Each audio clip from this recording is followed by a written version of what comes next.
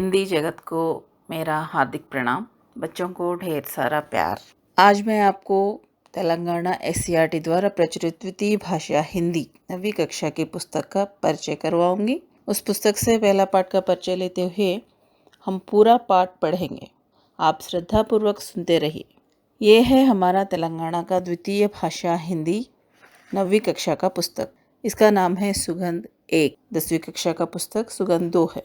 बच्चों, सुगंध का अर्थ अच्छा महक, जैसे फूलों से आती है खुशबू। तो अब सोच रहे होंगे क्या हमारे पुस्तक से खुशबू आएगी?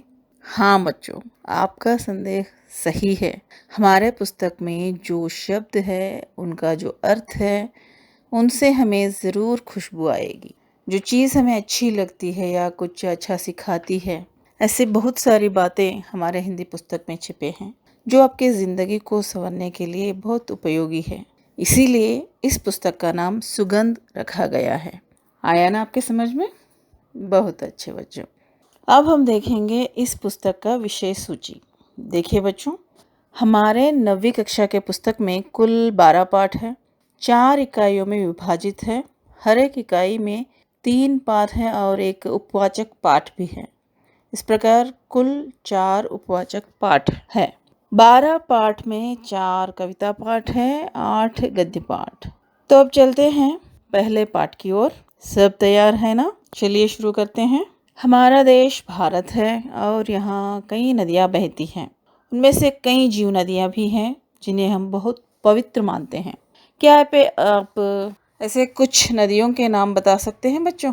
गंगा, यमुना, नर्मदा, गोदावरी, कावेरी, ब्रह्मपुत्र, कृष्णा आदि नदियां भारत में बहती हैं और भी कई हैं। तो आज हम जो पाठ पढ़ने जा रहे हैं वह भी नदी के नाम से संबंधित है। पता है क्या? हाँ, जिस देश में गंगा बहती है। तो अब आप पुस्तक देखिए। पुस्तक में जो चित्र दिखाई दे रहा है, इसे देखने से आपको कुछ एहसास हो रहा है बच्चों? हाँ, ठीक ही सोचा आपने। ये बिल्कुल हमारा भारत का तिरंगा झंडा के तरह है ना? तो यहाँ एक छोटी सी कविता दी गई है, आप भी पढ़िए, मैं भी पढ़ती हूँ, सुनिए। शांति का संदेश जहाँ है, सबका सम्मान जहाँ है, गीत खुशी के गाते जहाँ है, ऐसा भारत और कहाँ है। तो ये थी कविता। इसका अर्थ मैं समझाती हूँ आपको। हमारा भारत महान देश है। यहाँ शांति का संदेश मिलता है, सबको समान रूप से सम्मान मिलता है।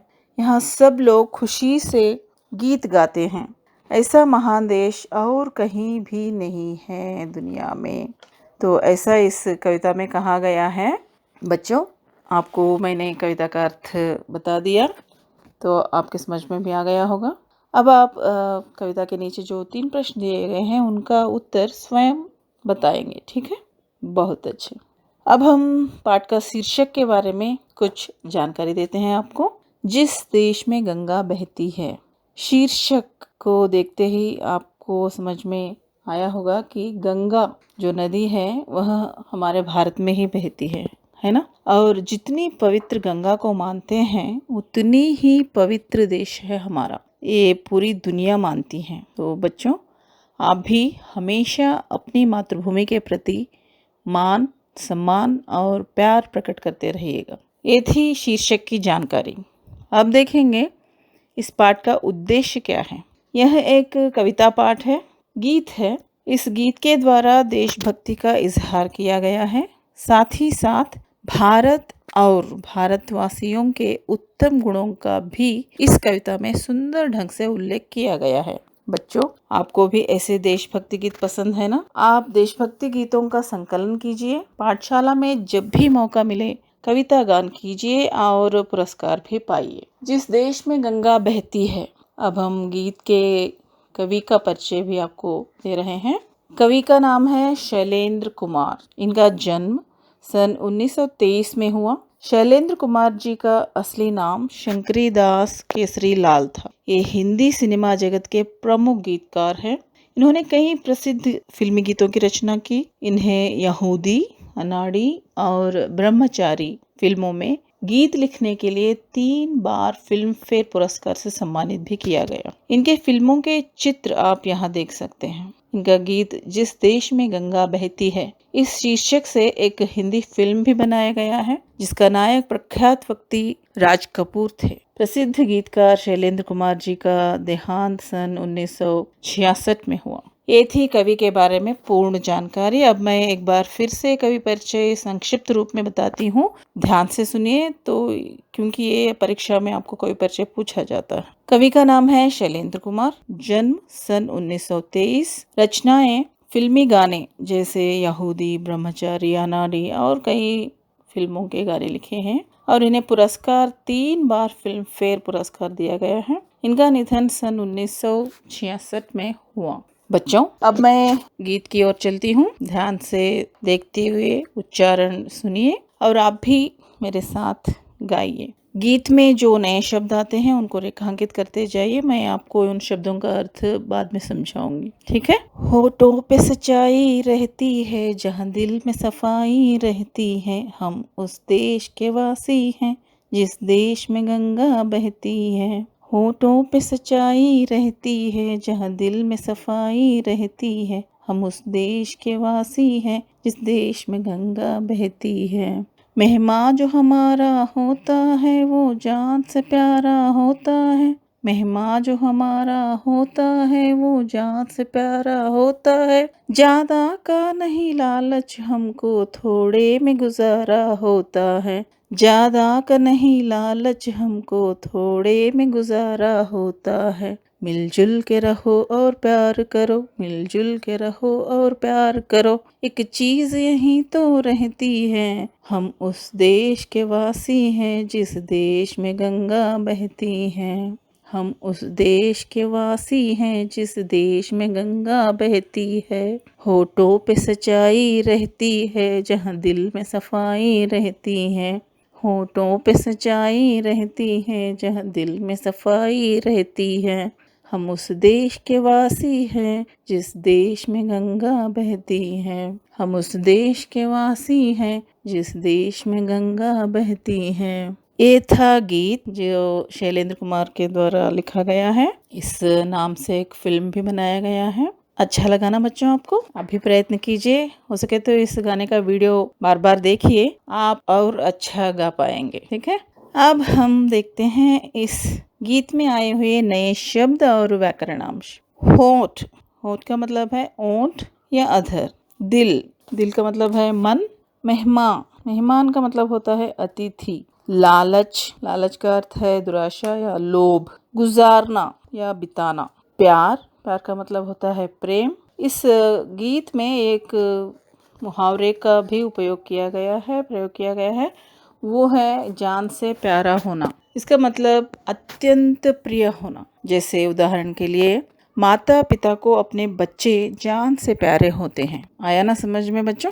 अब आप नए शब्दों के अर्थ समझ गए हैं, तो चले अब मैं गीत का सारांश आपको बताऊंगी, समझाऊंगी, आप समझने की कोशिश कीजिए मेरे साथ, ठीक है। जिस देश में गंगा बहती है, गीत एक देशभक्ति गीत है। इस नाम से हिंदी में एक फिल्म भी बनाया गया है 1960 में। इस गीत को श्री शैलेंद्र कुमार जी ने लिखा है। इस गीत में कवि भारत को पवित्र बताते हुए भारतवासियों के उत्तम गुणों का वर्णन किया है। वे कहते हैं कि भारतवासियों में सत्य, अहिंसा, धर्म, न्याय, परोपकार, सद्भावना, मानवता आदि महान गुणों का वास है। भारतवासी यानी जो भारत में रहते हैं, जिन्होंने गंगा जैसी पवित्र नदी बहने वाली भारत में जन्म लिया है, उनके होठों पे हमेशा सच्चाई रहती है। सच्चाई मतलब केवल ईमानदारी, और उनके दिल साफ रहते हैं। भारतवासी के मन निर्मल है। यहाँ जो भी अतिथि या मेहमान घर आता है तो उन्हें अत्यंत सम्मान के साथ देखा जाता है, अपार स्नेह दिखाया जाता है। जब भारत का विभाजन हुआ था तब कई देशों से कई लोग भारत में आए थे, तो हमने उनका स्वागत किया था। जब आपके घर भी कोई बंधु या रिश्तेदार आते हैं तो आप भी बहुत खुशी से उनका स्वागत करते हैं ना, तो इसी का उल्लेख यहाँ कवि ने किया है। भारतवासी के मन में लोभ या लालच जैसे गुण बिल्कुल नहीं है। जो भी अपने पास है उसी में गुजारा करते हैं। सब लोग मिलजुल कर रहते हैं, क्योंकि मिलजुल कर जीने में ही जीवन का सच्चा अर्थ है। तो यहाँ भारतवासी हमेशा एक दूसरे से प्रेम भावना से रहते हुए सुख दुख बांटते रहते हैं। यहाँ सबके दिल बहुत साफ हैं, सभी में अच्छे और उत्तम गुण निक्षिप्त हैं। भारतवासी में जो उत्तम गुण हैं, जो कवि ने बताया है, उनके बारे में मैं थोड़ा विवरण देती हूँ, सुनिए। सत्य, सत्य का मतलब है सच, हमेशा सच ही बोलना है, कभी भी झूठ नहीं बोलना है। अहिंसा, किसी के प्रति हिंसा नहीं करना चाहिए, सबसे प्रेम पूर्वक रहना है। धर्म, हमें जो काम करना है धर्म के साथ, उसी काम को हमें करना है, मतलब दूसरों को कभी भी हानि नहीं पहुंचाना है। न्याय, हमेशा सच्चाई के साथ रहना है, किसी का अन्याय नहीं करना चाहिए। परोपकार, दूसरों की सहायता करना, जैसे पेड़ करते हैं। सद्भावना, हमेशा मन में अच्छे भावनाओं का सृजन करना है, अच्छे विचार ही रखना है। मानवता, अब हम मानव हैं, तो जो मानव में जो धर्म होनी चाहिए, जो मैंने ऊपर बताया है, इन सब का हमेशा पालन करना चाहिए। तो ये थी गीत की पूर्ण रूप सारांश। अच्छी तरह समझ में आया ना बच्चों? अब मैं आपको एक संक्षिप्त रूप में भी इस गीत का सारांश समझाती हूँ, श्रद्धापूर्वक सुनिए। जिस देश में गंगा बहती है, गीतकार है श्री शैलेंद्र कुमार जी। उन्होंने भारत को और भारतवासी को पवित्र मानते हुए उनके गुणों का वर्णन किया है। भारतवासी के होंठों पर हमेशा सच्चाई रहती है, दिल में सफाई रहती है। गंगा जैसी पवित्र भारत में हम रहते हैं, इसलिए हम मेहमानों को जान से प्यारा मानते हैं। थोड़े में ही गुजारा करते हैं हम, ज्यादा का हमें लालच बिल्कुल नहीं है। यहाँ सब लोग मिलजुल कर प्यार से रहते हैं। ये रहा संक्षिप्त सारांश। आपने गीत को बहुत अच्छा समझा है ना? तो बच्चों, अब मैं आपको एक दो सरल प्रश्न पूछती हूँ, आप उनका उत्तर दीजिए। पहला, गंगा कहाँ बहती है? गंगा नदी कहाँ बहती है? हाँ, बिल्कुल ठीक, गंगा नदी भारत में बहती है। और एक प्रश्न, भारत में कौन जान से प्यारा है? सोचकर बोलिए। बिल्कुल, हाँ, मेहमान, मेहमानों को हम जान से प्यारा देखते हैं। अब यहाँ सबको कैसे रहना है बच्चों? भारत में सबको कैसे रहना है? सही कहा आपने, सबको प्यार के साथ मिलजुल कर रहना है। बहुत अच्छे, आप लोग इस गीत को अच्छी तरह समझ गए हैं। अगर कोई संदेह है तो आप इस वीडियो को बार बार देख सकते हैं। बच्चों, अभ्यास कार्य करने के लिए ज़रूरी अंश मैंने पूरे वीडियो में बताया है। सारांश के अंतर्गत आपको पूरे प्रश्न के उत्तर मिल जाएंगे। भाषा की अंतर्गत जो वाक्य रचना दिया गया है, यहाँ वाक्य रचना 3 प्रकार दिए गए हैं। एक है सरल वाक्य, संयुक्त वाक्य और मिश्रित वाक्य। तो इसके बारे में मैं पूरा विवरण के साथ एक अलग वीडियो बनाकर आपको समझाऊंगी। ये था पहला पाठ, जिस देश में गंगा बहती है। मैंने सरल हिंदी भाषा में ही आपको पूरा पाठ समझाया है। किसी अन्य भाषा का मैंने बिल्कुल उपयोग नहीं किया है, क्योंकि अन्य भाषा के साथ सीखने से हमेशा एक निर्भरता की भावना उत्पन्न होती है। जितना हो सके आप हिंदी को हिंदी में ही सीखिए, मैं आपके साथ हूँ। वीडियो आप सबको पसंद आया होगा, इसलिए आप ज़रूर चैनल को सब्सक्राइब कीजिए, इस वीडियो को लाइक कीजिए और जितना हो सके शेयर कीजिएगा। मेरा उद्देश्य बच्चों तक हिंदी पहुंचाना है, आप ज़रूर प्रोत्साहन दीजिएगा। अब विदा लेती हूँ, मैं शारदा, फिर मिलेंगे से धन्यवाद।